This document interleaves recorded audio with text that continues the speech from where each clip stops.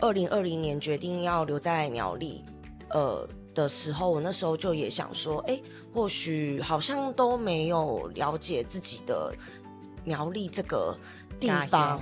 对，然后觉得那个时候突然觉得好像自己的眼睛也一直都往外面看，因为毕竟那个时候2018年离开公司，其实那时候本来是有计划要出国进修的，对，只是在准备的过程当中，后来又本来也是预计2020年初要出国，刚好遇到疫情对，然后那段时间刚好家人过世，对，所以其实等于人生原本规划好的离开职场，然后去做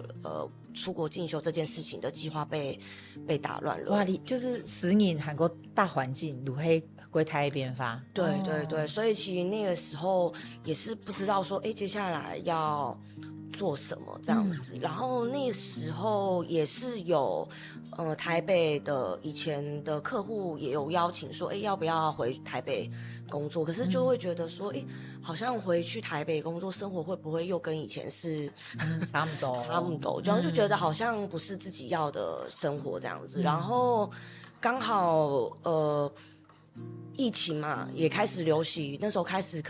大家可以比较接受远距工作，所以其实也让自己有比较多的时间留在苗栗，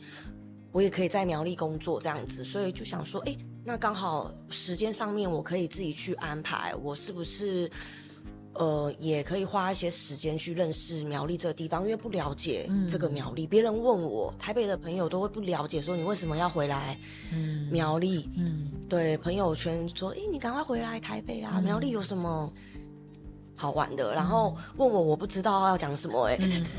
对，所以就那个时候就开始有想说要好好认识自己家是什么样的地方，然后也开始去参与一些地方的活动，然后慢慢也开始认识了一群原来也有一群跟我一样可能也是回来家乡或是移居苗栗的年轻人，跟我差不多或是比我小，然后他们也想要在苗栗做一些什么事情